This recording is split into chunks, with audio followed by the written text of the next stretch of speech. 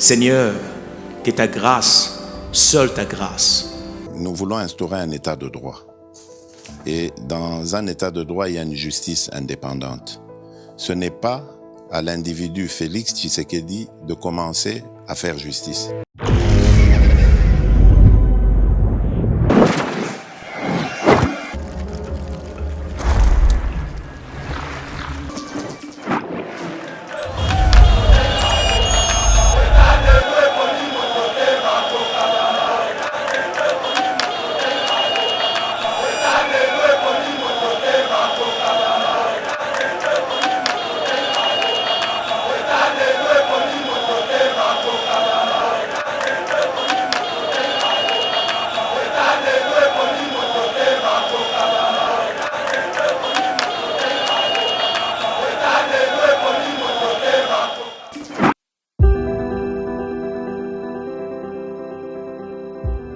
Olingi ou visiter Royaume-Uni, topé au fandaka na Royaume-Uni mais ozana posa ya ko voyager libanda.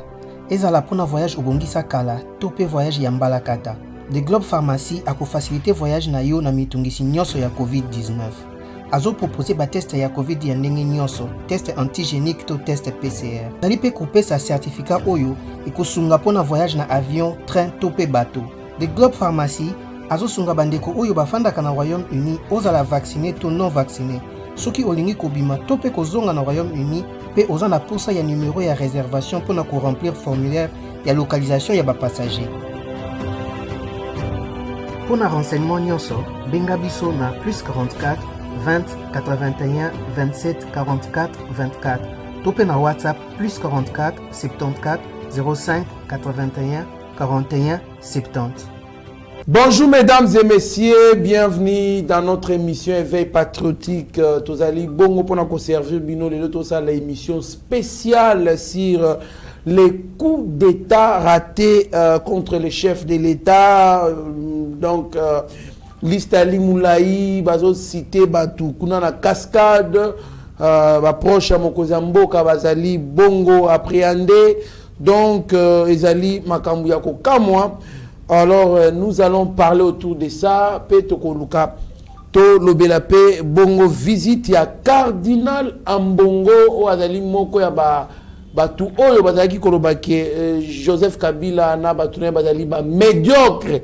Mais lelo cardinal Ambongo alobi si foko bakisi la Joseph Kabila na moi sina ya 30 ans baba kisa. Alors nango na mbeli bino batumi bale bosepela bango mingi donc le plateau ekozala moto po bango mibale ezalaka donc batu ya likolo makasi. Alors yango nga pe na ba émission likolo makasi toyambeli bino Abbé Cholé alias Trésor Lumbu alias Abbé Cholé, l'homme de missile non conventionnel, accompagné na Benjamin Mwanasuka, l'actualité pièce contre pièce. Mwanamboka Abbé Cholé Mbote.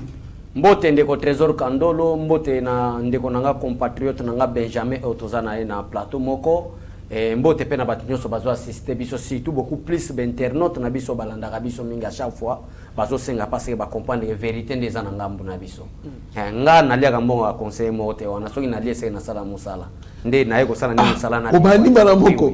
Ata mutu mote Kandolo tio yebanga ata batu muso ba yeko dépolizenga oswana ni kwa za dikende ko vérité. Banda ndenge ni poto solo bena Nicolas Gazadi. Je suis combattant de l'IDPS, je resterai toujours combattant de l'IDPS. Nazawana rôle Tshisekedi ya article la biso c'est ko terme l'anti-valeur. Merci. Pour comprendre que mutuana apparemment comme si yene mutasala pas vivre. Mais ero comprendre que azana kacha coup d'état. Il faut que bete ba missile non conventionnel lelo na memeli bino. Kombo ya mutu alinga sala acteur principal ya mutu alinga sala coup d'état. Merci beaucoup mon amboka Abbé Cholé kane na bakile les penza ya koinda makasi. Moi amboka Benjamin Mwanasuka Mbote. Mbote ndeko Trésor Kandolo, Mbote ndeko Trésor Lumu, alias Abbé Cholé ndeko nangai oto sa ni musala moko ezali esengo makasi parce que mukolo lelo to lobi to bombelo ko mokote excusez ngai po émission to banda yango na kolata bagante ozo comprendre na kolata bagante po na kolata mais okota na ring te na bina kolata bagante na zo bunda sauvage ozo comprendre na bunda na ba règle te olemba face au sauvage ezaka na beti mbala mo muta ko ikao pourquoi parce que na mito to bato oseka mais ndeko trésor makambo ngesa na weekend oyo to ngato zala awate mbele yango ngana yo bra ya misio to ngato zala awate oyo soki okota na saba to ngato kota soki to lata soki ba perruque au moins biloko to on a sangi non Shadak lata ki perruque on a lata ki perruque to ngato lata ngo on se comprend HD ngana ke non ngai kutu ngai HD zo comprend mutu so dengue zala awa ke non akokote la wapi akobimela wapi. Merci beaucoup Mboka Benjamin Mwanasuka, merci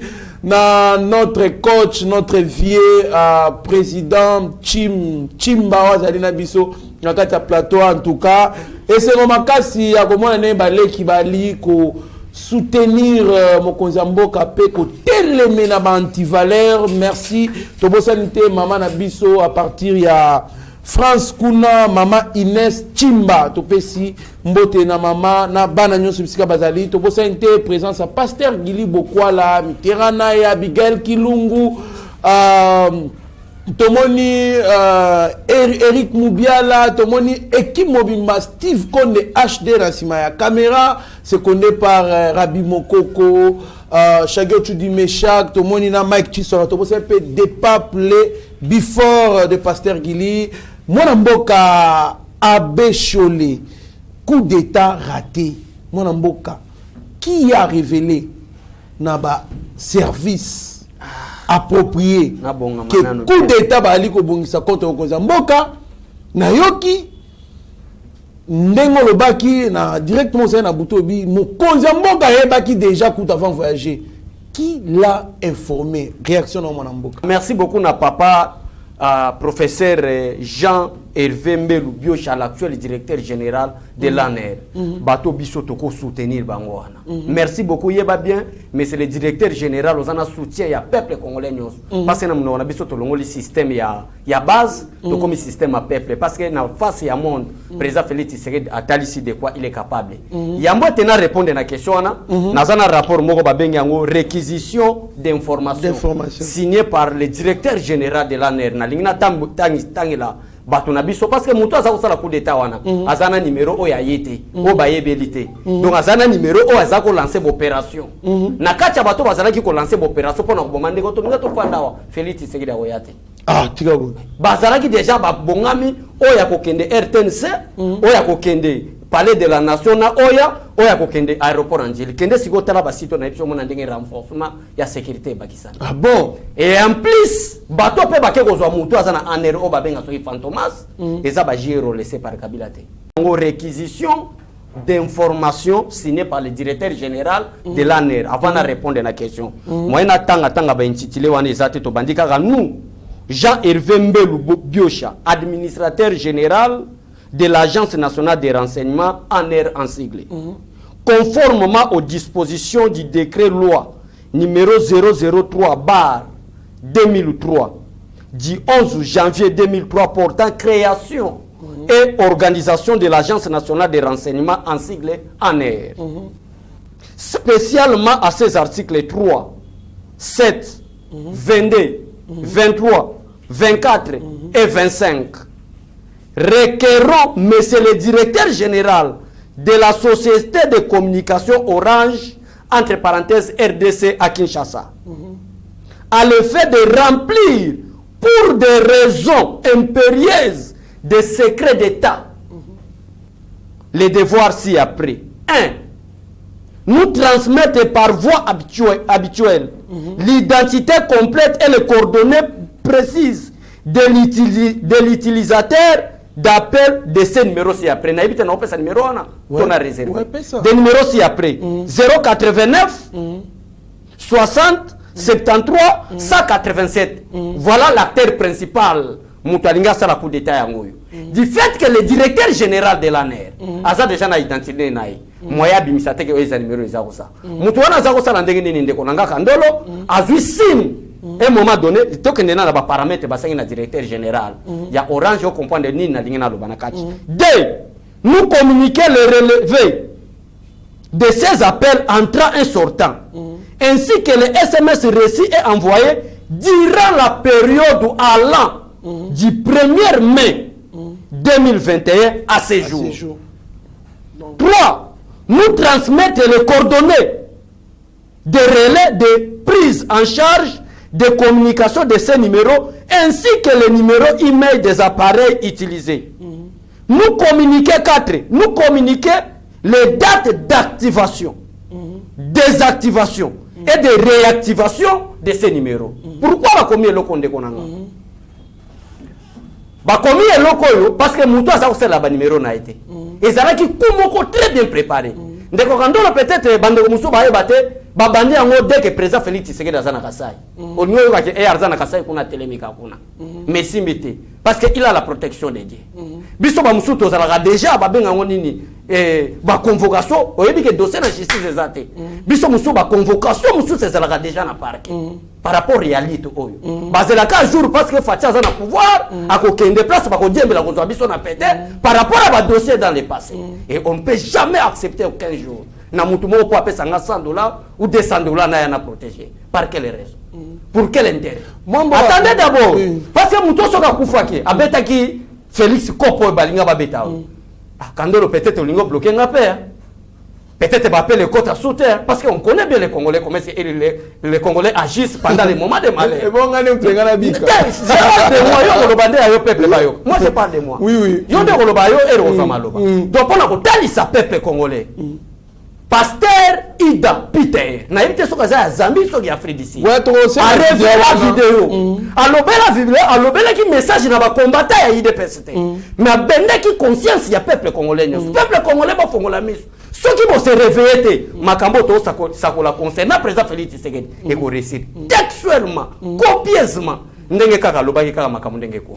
Merci beaucoup Kando. Merci beaucoup Mwana Mboka Bechole tokozongela po o développer babiloko wana Mwana Mboka Benjamin Mwana Suka coup d'état raté et ba ndenge ke coup d'état fa ki salema et puis basali ndenge pour na ko stopper de sorte que ekomate réaction na yo.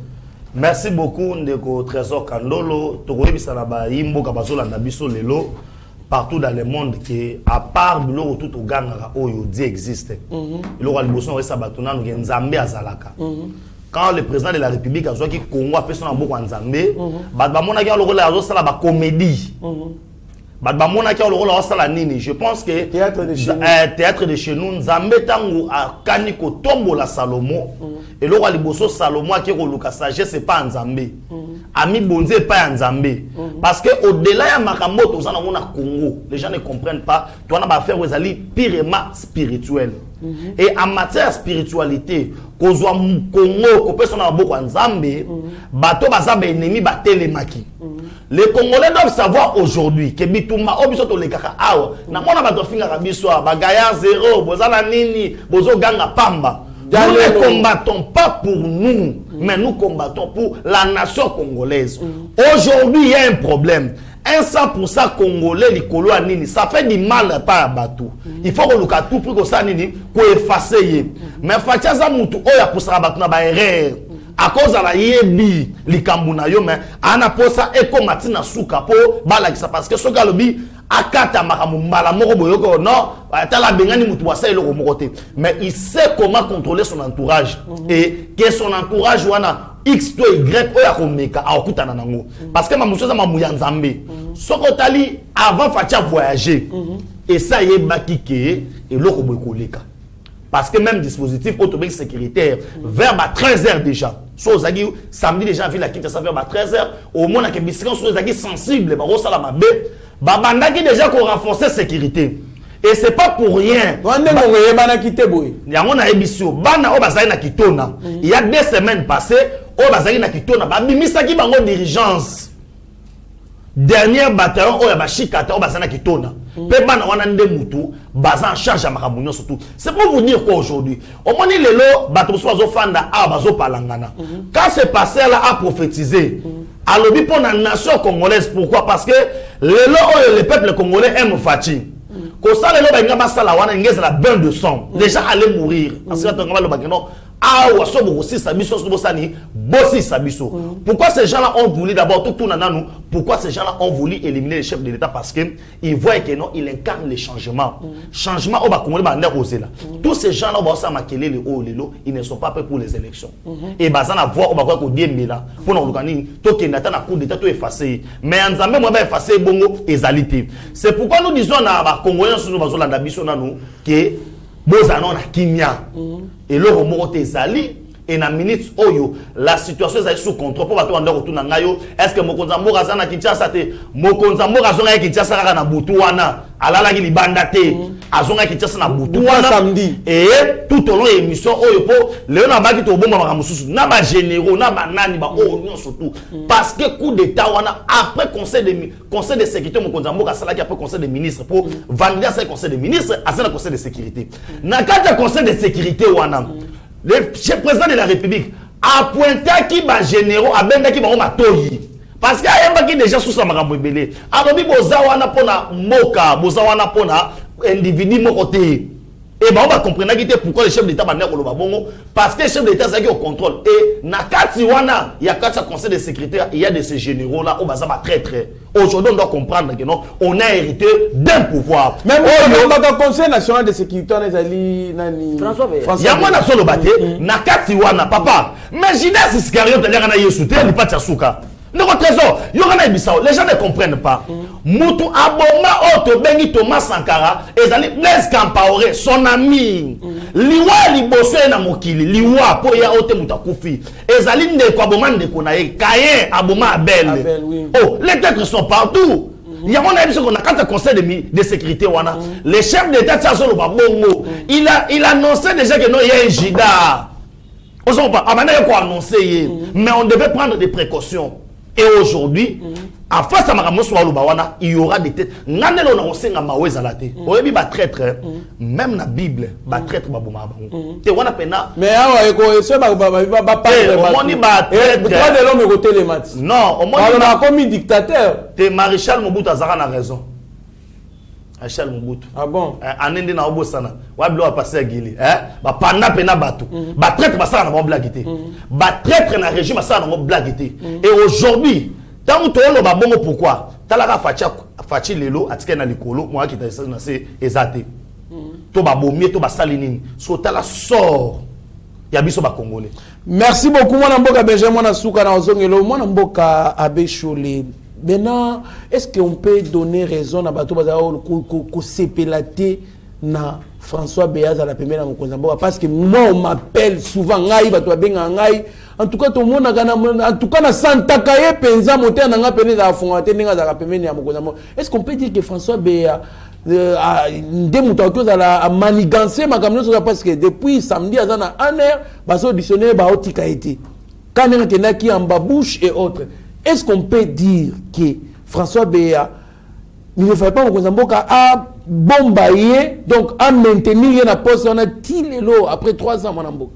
Ndeko avant na répondre na question na totanga eloko moko général Mayele aloba par rapport ya comme nani babe en CNS babe ngoni oya François Béaz Conseil national de sécurité ndeko zo mona ngande na zabo na la reconnaissance na la traité voilà papa na biso François Béaz na leki ne moko je kwa na zako beto masolo papa Constantin yende mutabenga directeur général DGM pour petit frère nanga a commencé na DGM voilà a remplacer place à mamaza donc ça makamuna ko lo baboyete mais na lobi yango parce que ça na petit frère ya François Béaz donc ce qui les petit frère n'a remplacé maman Bino na déjà c'est grâce à François Béaz na combo ya Constantin Béaz donc oza reconnaissant mais toza na situation politique parce que la politique est quoi compliqué na vie mobimba papa merci voilà adage moko voilà awa toza na situation ya mboka merci beaucoup pasteur Gili toza na situation ya mboka exact danger mosusu parce que toko lingate toza na sube esclave ya bato landa adage moko adage te phrase moko général Mayela lobande konanga pona répondre loko wana quand les services de sécurité n'arrivent pas à mettre fin à la criminalité c'est que les criminels se cachent dans les services de sécurité c'est que makambo de te banda de fait kayibi ba bengi si de fait kayibi lelo Et le patron, il y a Conseil national de sécurité, c'est mon père à moi, François Beya, que je faisais confiance. N'a rien à voir. Il y a Bilobeda, mais ici, c'est le problème d'État. Que faisait le Conseil national de sécurité? Ben ici, de fait qu'il y a Lobin de Konanga Konde, de fait qu'il y a Koufi. Banani Babengi Sakie, Bata Conseil national de sécurité ou pilote François Beya. Nde yango na bandeli adajwa. Makamwa mboka basala ka ventilité. Makamwa mboka soki même petit frère nanga, oya koma ko sala na place à maman na DGM, asali mabe faut ko livrer. Parce que to ko boma génération en génération à cause de berero ya ça. Soki congolais comme na niveau ana, to ko konga, to ko tonga Congo est fort, prospère. To moni de fait kayimba kofi. Par rapport combien de personnes, de présidents parlement debout, de communicateurs, bazala qui côté mais na soi-disant cabinet à Fouat. Il y a des ferristes. Il y a des gens qui ont minéré par maman Fifi Masuka. Et maman Fifi Masuka peut soki a bengité. Togoya to beta ba missile non conventionnel. Makabo to na le vélo vérité. Na le vélo vérité. Donc ils ont kabama des autres. Bon moi on ne ba bongisa lwala ba kure kota ke ko panzango. Na c'est entre parenthèses to za problème d'état togoya à la prochaine. Mais na lingina lo banini de konanga. Na lingina lo bakabo ndeko kandolo mon frère linga mboka nayo. Linga pendeko nayo. Pote Congo kende liboso. Tala lelo papa François Beya makambo asali. Biso to confirmer te. Si on a peut-être peuple congolais so comprendre te. Pourquoi aner azo auditionner mais aner aza qui de droit ko sambisa été parce que ba infraction et ça les autres ba pénalité ba kangaye. Mais pourquoi aner azo kangaye à cause ya réquisition d'information ya directeur ya aner. Oh ba so senga na directeur ya communication ba bimisa identité complète et bima ndebo ko yoka so. Ah bon? Ndebo ko yoka makambo lega na mboka. Ndeko na yebite depuis makambo esali biso otali président Félix Tshisekedi ya. Président Félix Tshisekedi a bilzoder metala ndinga kondi. Na mona makambo ezwa président Félix Tshisekedi makambo etouché ndinga touché boyete.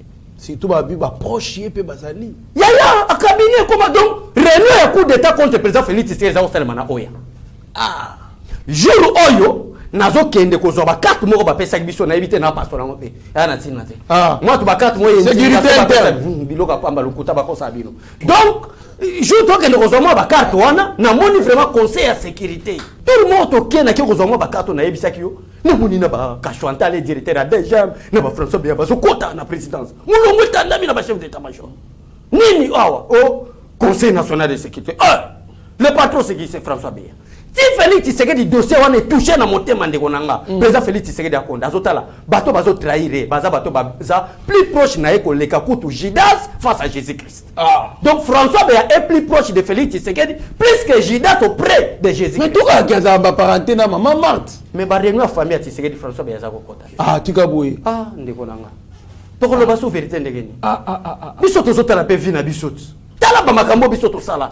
Tala ninge to frappa ba Jani Mabunda. Tala ninge to frappa ba Jeannette Kabila. Kabila. Tala ezala journaliste moko boye biye comme on est bandina. Shadari Adjayo. Journaliste moko boye madame Abigail après caméra na ota Sabino. Akenda katikuna et pas maman Olivele. Abe toloma solo zoba. Ba yebi bino. Abe sholi soza na posa benganga. Je vous dis après caméra na ota Sabino azako yamba ba musicien boye. Akomi pe na moi ba politique. Akomi na moi politique. Naïbi. On s'en comprend de l'écho. Akenda pe tikuna. Abesholi. Baya tikuna balanda kaido. Bazana caméra bataraka.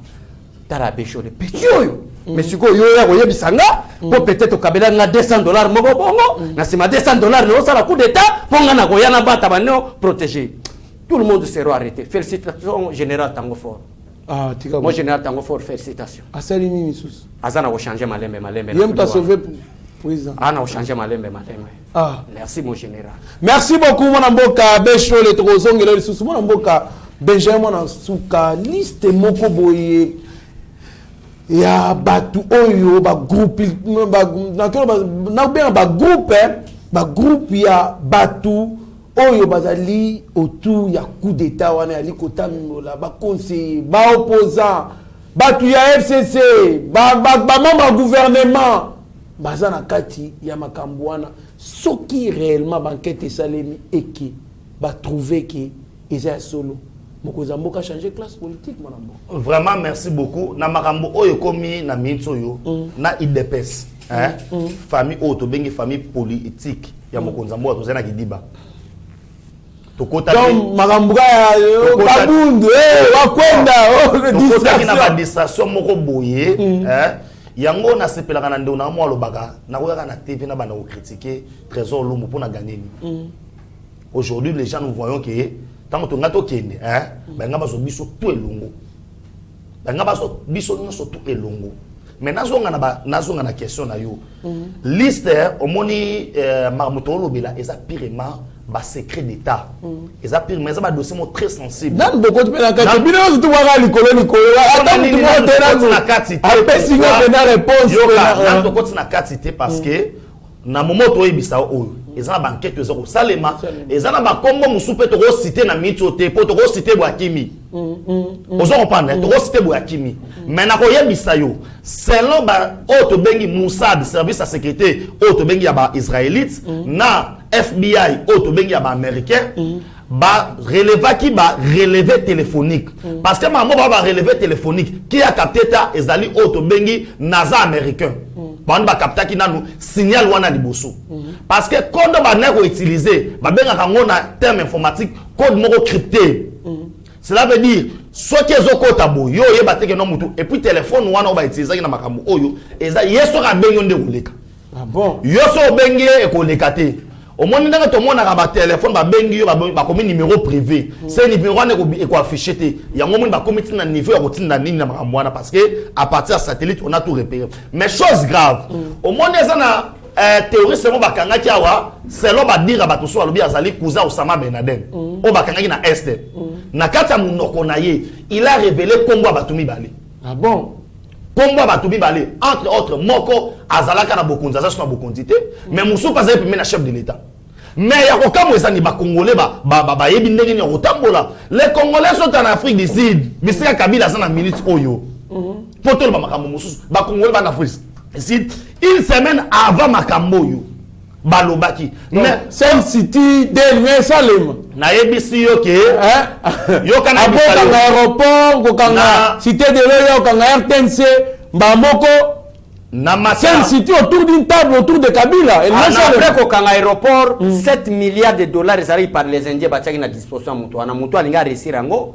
alingaki à la transition à 4 ans pour organiser des élections garantie ba pesaki avec 7 milliards 7 milliards mutu alingaki Moscou alingaki a tiré président de la République topé alingaki a annoncé que avion qui tate matate na quoi sale yoana mutu ango aza anonyme eza numéro na tangelio vie réquisition d'information moi to le bateng eza telle personne parce que opération mais on doit se vérifier na Orange oui pardon non c'est facile parce que on peut repérer la voix ba ko repérer ba SMS to ça le monde numérique mon frère to ça monde numérique ba correspondant nyonso ya bengaki na bato so ya zaki na ba okite ba che période c'est pas pour ba che période wana la période il y a du 1er mai 2021 à ce jour OK or le président était prévu que ninga zo kende kasai azonga te wana photo le vérité le chef de l'état tika na Zamba to lo bango pe vérité ma munengeza le chef de président tika na Zamba 3h d'état 4h.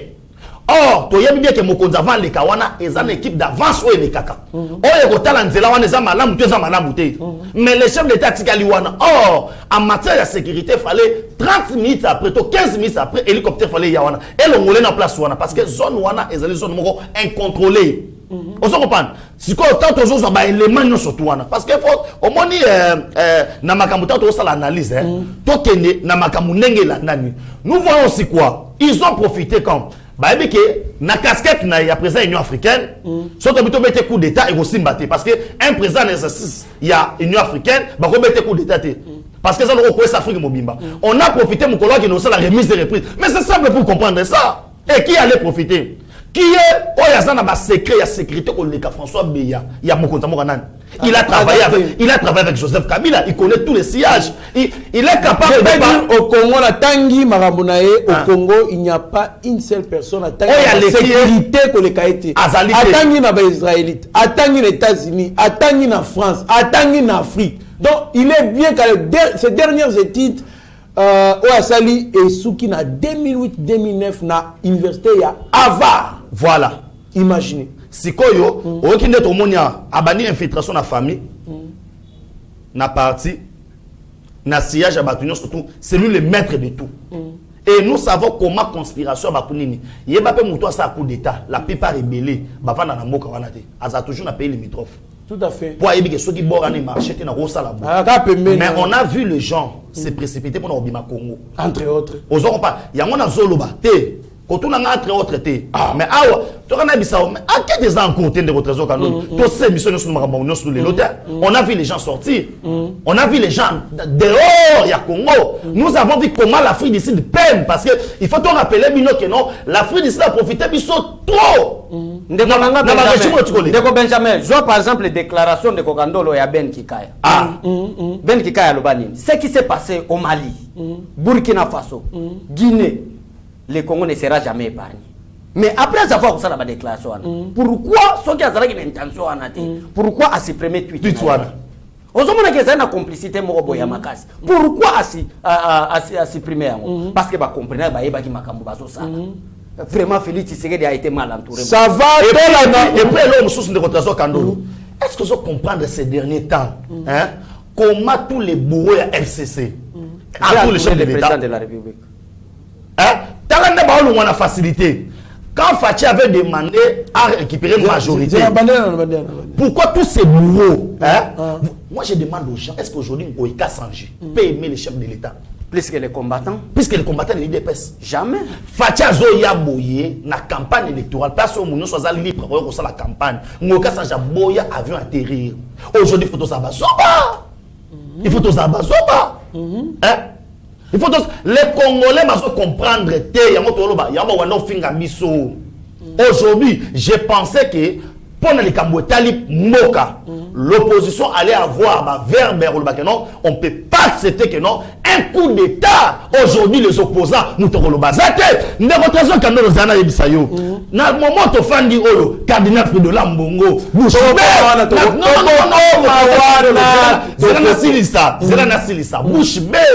Cela veut dire tout le monde était au courant. Je peux dire était au courant. C'est pourquoi la visite Wana et Salami Mukolo samedi. C'était parce qu'il devait être protégé. Prophète Wana a lobaki très bien lobby, ngana lobby et un message au Tinankolo. Bofongola miss, bosala ba enquête. Abi bien, allez investiguer. Bokomona kemangamna lobeza sur le président Félix Nzambe apesi yo mission na mboka wana. Na yango bato monde de ténèbres na bato misusu bazo sepela te. Bosala ba enquête au moins que dans 3 mois bazo bongisa coup d'état mona mboka abechole. Des fois to négligera pe ba message ou ta rota basala Nzambe te. Merci vraiment de Kokandolo, toko négliger ma message basali Nzambe te. Lobaki basali Nzambe o baza formé par Kabili. Wana vraiment to pesi prophétie na kondima te. Mais nazo yebisa makamba. Oui, parce que Kabila sana eloka malama ya ko pesa pepe congolais ko zoate. Ozomona lelo awa Benjamin atuni yo question. Alobi atuni apesi parabole moko. Alobi ete batu nyonso ba prépara coup d'état. Bazala libana ndeko nanga mais oselo ko lo douter. L'aura désiré Kabila Koufi na janvier. Joseph Kabila Zakawa.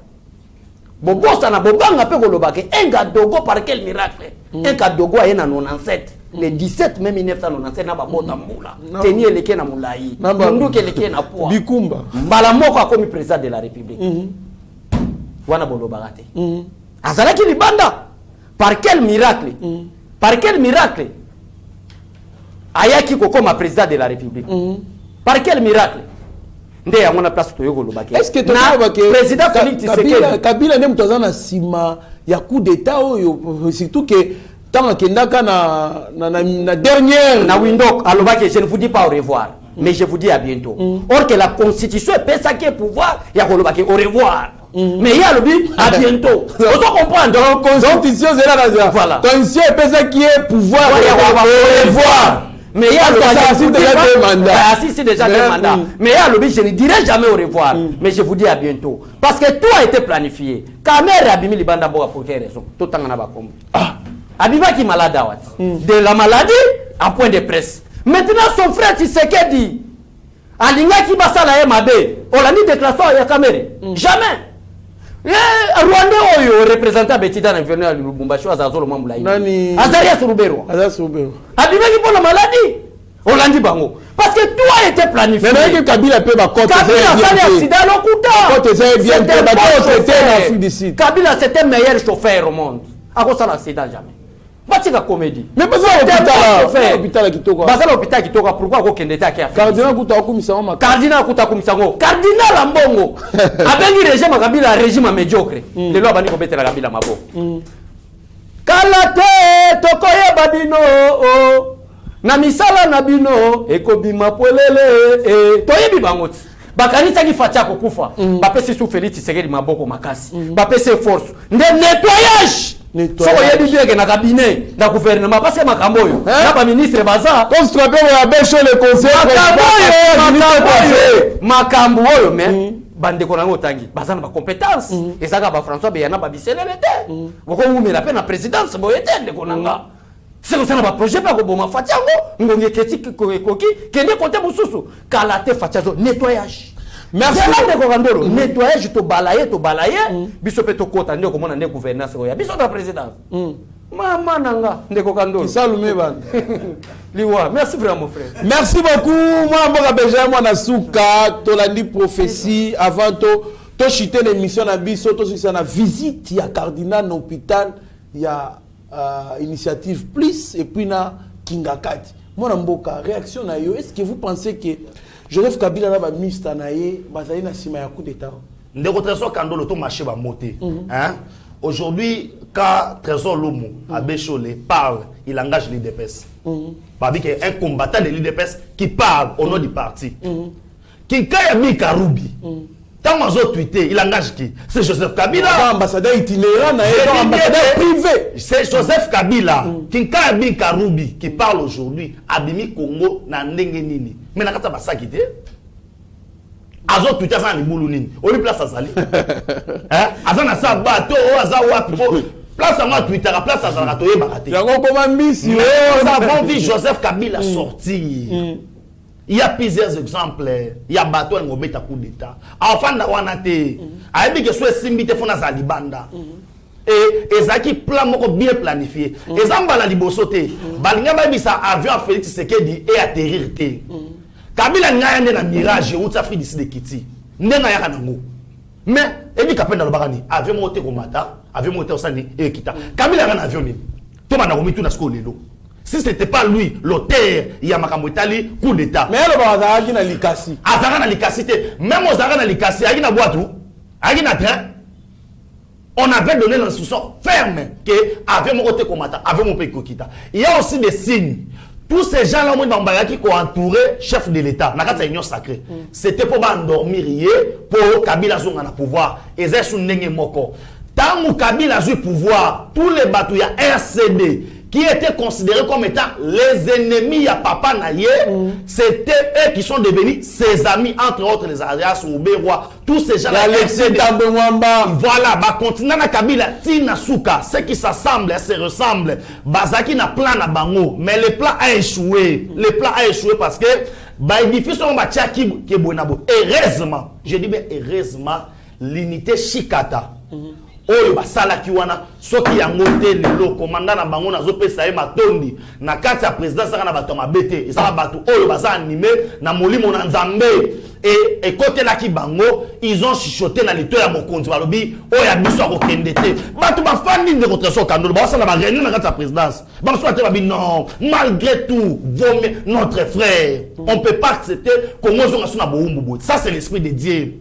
Fatia zongi boye na rapport na ebisio basoda oyo na to monate à l'aise na ebiso à l'aise wapi me fatia lié na ya kosaka na te zika babiloko sama na miso ezezozui na miso ba mais c'est sûr que oh il faut une expérience na miso Fati a besoin de nommer les gens qui ont l'amour ya Congo oh baza prêt on d'ailleurs pour na biso Fati na mona na ngako mamo ba président Chimpe Mazawa tala pa président Chimazawa président Gilaza beso merci beaucoup mwana mboka Abechole beje mwana suka ata balobi yote mboka comme ya bino oui comme ya biso kabila dirigeant pendant 18 ans biso de diriger te pona. Merci beaucoup en tout cas ezali pasi mingi les Congolais réveillons-nous. Si vous savez combien les coups d'état régresse les pays, régresse le développement des pays, régresse le progrès d'un pays, vous ne pouvez pas l'imaginer. Tant au coup d'été, ça les maca, qu'est-ce que ça l'était vide. Parce que mon tout à zéro. On recommence à zéro. On réserve la banque centrale. Pas. Oh, frais de fonctionnement dans le bureau au ministre. À Bangaka Keno. Bah, qui koya simbango. Oh, bah, contrôler la IGF. Pas. Mon tout. Donc, mutu bangindaka. Mais de trésor Kandolo, et là on peut tomber dans un complot. Pourquoi? Parce que sur tel et c'est le ministre Moussous. On dit que non, à moi 2 mois, 3 mois, tu poses sauter. Bah, ça foutiste. Maintenant, ça par exemple, les lots Oyo, Babomi Congolais na Brésil, ministre Affaires étrangères à Koso la Tate. Babomi Congolais na Brésil. Et ça, bah, noir, né basé na Brésil, né ba marché pour le bac, non, bah, Congo moyen africain sous Bongoté. Babomi Congolais na Brésil. Mais non, Biboya. Les lois. C'est on a le Tundula. Où est-ce que tu as marqué l'Assemblée nationale Makasi? Et bien là, la loi propose à non, aujourd'hui, aujourd'hui, Béchol a raison au Lobalelo que non, il y a des ministres qui doivent être dans les coups. Et aujourd'hui, c'est le peuple constitutionnel. Ceux qui les l'ont fait, c'est un petit coup d'État. Et ça, on va remplacer. Mais qu'est-ce que coup d'État est absence, il y a mon absence, une totalité. Attention. On peut aussi organiser un coup d'État. Président Assemblée, il y a Sénat, Assemblée, soit pété. Parce que coup d'État, tout homme qui a dit, tous ces gens-là qui ont travaillé avec Kabila, dès qu'on met un accord aujourd'hui, les systèmes que le chef d'État a tiré en place, il y aura un peu sur l'exemple de Moutoumoko, au moins les lots, 85% de l'Union secrétaire, tout 90%. So, si bango manger la linguette. Parce que les systèmes mis en place avec l'IGF, Congo lingate dans 5 ans, dans 10 ans, dans 20 ans, et Congo va changer. Et aujourd'hui, au moins de Basabu, tu mets ça qui est ministre de Sali Fête, pour aller à 10 niveaux, 15 niveaux. Tu as le ministre de l'Oba, pour aller contrôle les alliés. Et aujourd'hui, système Wana, Moutounion surtout, à Messana Mafia, sur ce que non, Kopesa, tout écarté, moi, Mayuana, il sera d'accord. Voilà. Merci beaucoup. Donc, Baïbaramakasi n'a coup d'État parce que tout homme caduque à zéro. Au Goya, ça la compte pas ministre. Premier ministre, ça les compte au Bandawapi. Coup d'État. Coup d'État. Bande koto lingelo côté. C'est le Komokoma B. Et le Koma B Makasi. Bota la Libye. Bota la Basoudami Balé. Bota la Mali. Rien de grave. Rien n'évolue là-bas. Tout faut la mise sous. Unissons-nous autour de notre président. On votait. Quand il est président pour tous les Congolais. C'est pour Mboka Nabiso Mobimba. Tout soutenir. Tout tient dans ma bonne délit. En tout cas, Maloba Moko, Batusu Balobaka, Awa, n'a mon qui a raison. C'est un président des fois. Batwa Kala, tout. Moupanzi. Moupanzi, et là, on n'a pas confiance de la rater. Oh, Kingani, oh, comment on a traité, non, tchatan de Konayo, tcha moutoz en confiance naïe. Parce que ceux qui babomio les lots, surtout Pasteur Guina, Béchol et la Béché, voilà, le téco de ceux qui, Bagosouka, puis ça va, voilà, moi, la Béchol, tu as une clôture mission, un mot pour la visite, il y a Cardinal Fridolin Mbongo. Dans l'hôpital Initiative Plus, il y a Maman Olive, et puis dans Kingakati, il y a Lobby. En tout cas, Makambo Sali dans 20 ans. Bapé Sabino, vous avez un jeune, 30 ans. Bon, ça, la réaction.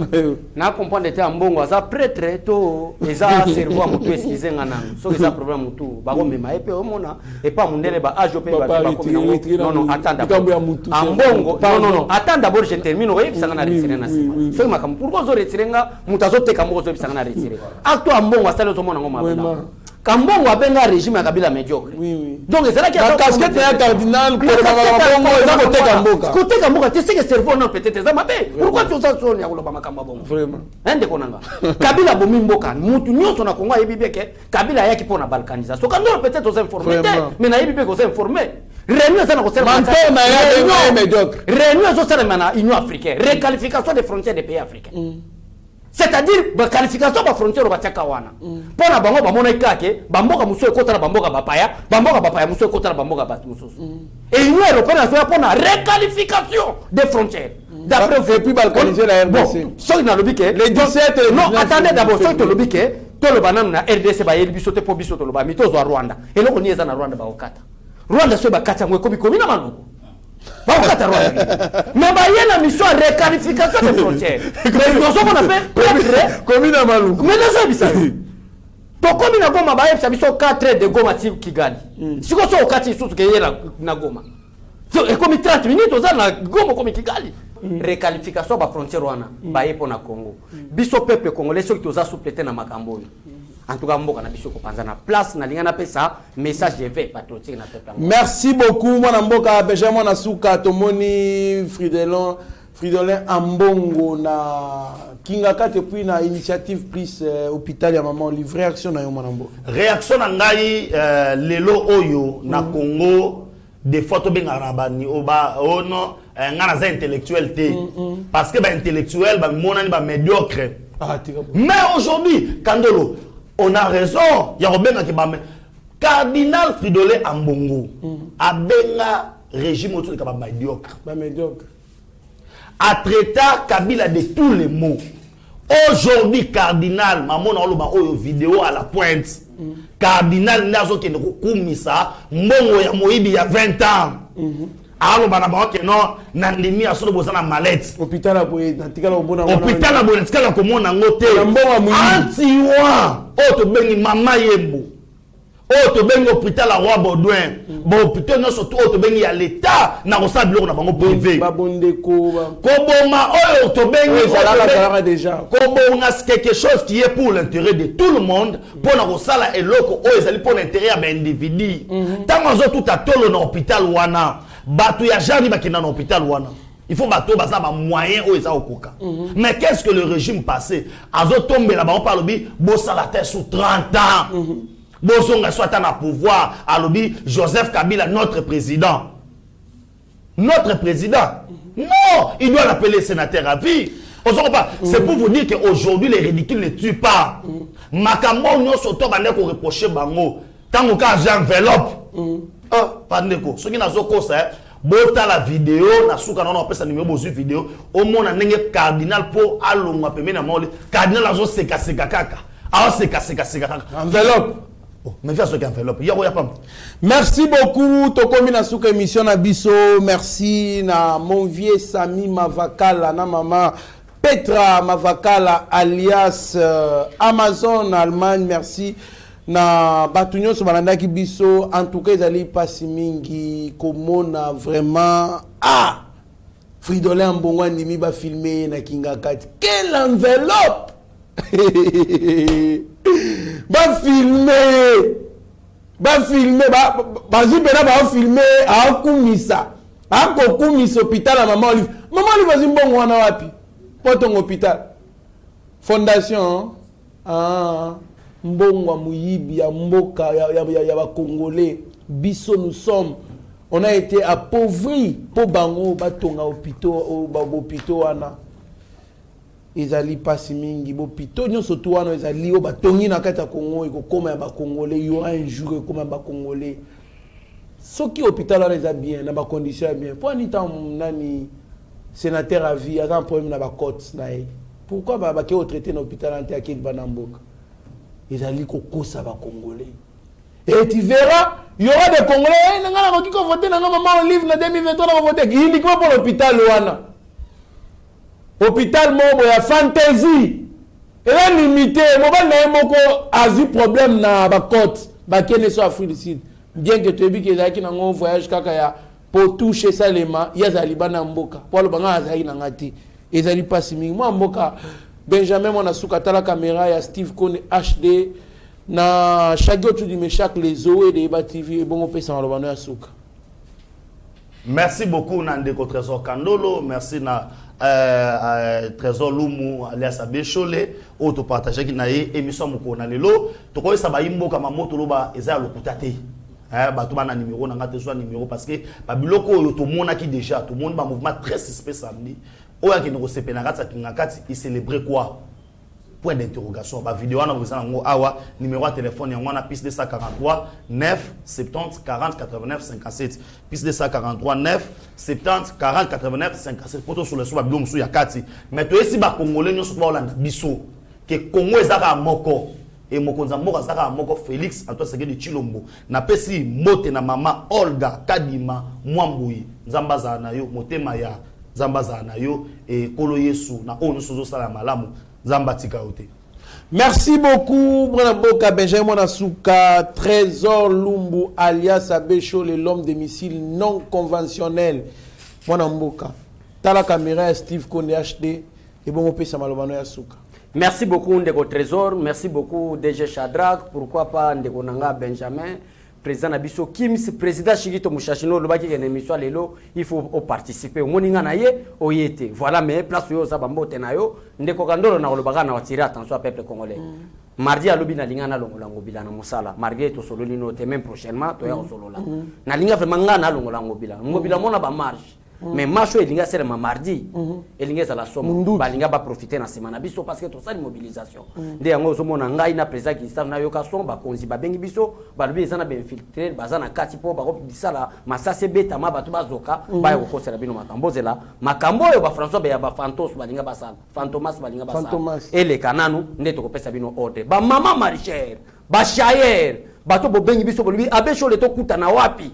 To sali report ya mukeka pona samedi semaine prochaine. Total na makambo bato balinga basala na biso président de pito lia bango. Après ko lia bango mboke koma na calme. Nde to ya pesa bino ordre gentini akoyeba. Nde akolonga na pouvoir. Merci na bandeko nyonso basa ko landa biso la situation est au contrôle. Fatibé place aux ganga béton donc to contrôler bat nyonso. To zela kaka identité ya numéro oyo ndenge to bandaki émission na Kandolo et bimande bokoyeba ke numéro ngo ezaka moto azana aner. Que Dieu vous pambole. Merci beaucoup. Merci beaucoup Benjamin Monasuka. En tout cas, to lingamboka na biso to luka to soutenir mokonza mboka to boya molimo wana ya coup d'état. Les coups d'état ne profitent jamais à un pays. Ce sont des choses qui régressent les pays. C'est-à-dire tozali kosenga mokonza mboka batu o baza cité na makambo wana bazala sévèrement puni. Pourquoi? Puisque écoutez à Batumisuso Baza Makanisi wana. En tout cas, coup d'état, ezali biloko ese makaso que salami, on perd tout. Les caisses de l'État sont vidées parce que les gens qui sont en place volent sérieusement. Parce que que tout tombe caduc.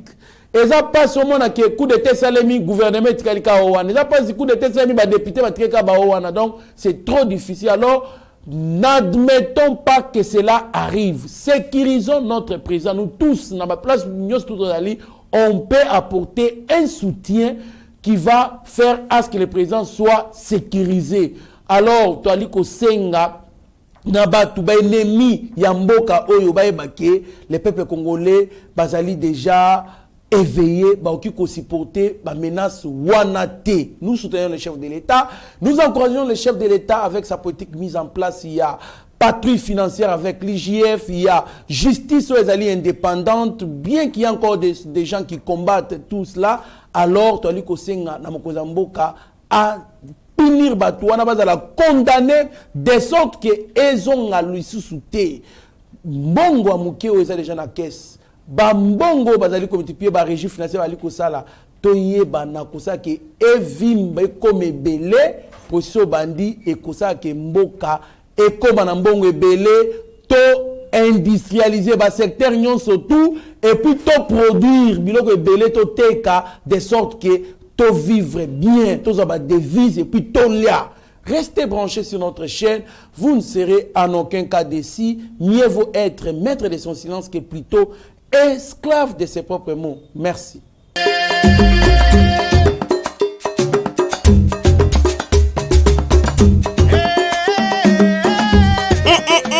La RDC en ébullition. Bana Kinshasa, Lubumbashi, Congo central, Grand Bandundu, Kwilu, Nord Pessidou Bangui, Grand Kassai, Watoto Wagoma, Bukavu, Maniema, Kisangani, Congolais de la diaspora. Ceci nous concerne tous. Olingaka Tourisme, amoureux de la nature, otalaka barandone ya bato na TV, occasion ya malamu yango oyo epesameli yo.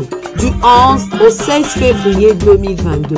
Yaka ko participer na festival touristique Rumba in Congo. Likanisi ya moto ya mayele ya tourisme en Afrique avec les pays de l'océan Indien. L'expert Didier Bayeye, l'homme qui veut ramener le tourisme de la RDC au niveau international. Yaka omona beauté ya ngomba ya Masisi, l'Hollande d'Afrique, o matana punda, omona ba meme ya film ya Jésus na miso. Olia fromage ya Goma, oyo etonda goût kolekata ya alimentation. O sokola na mai ya Île Chegera, o mona lac vert en live. O visiter parc national ya Virunga na famille na yo mobimba. O mona mikombo soto pe ba gorille de montagne, oyo mesana kotala na ba documentaire na ba chaîne ya bapaya. O bina rumba na bateau les plus luxueux d'Afrique Emmanuel 4. O tala beauté ya lac Kivu. Rendez-vous eza semoko du 11 au 16 février 2022 na festival touristique Rumba in Congo. Nazanga teo bapaya kutu bakozala ebongo yo. Pour tout contact benga ba numéro ya Yeba TV pour la réservation. Festival touristique Rumba in Congo Iligoma, tunapenda sana.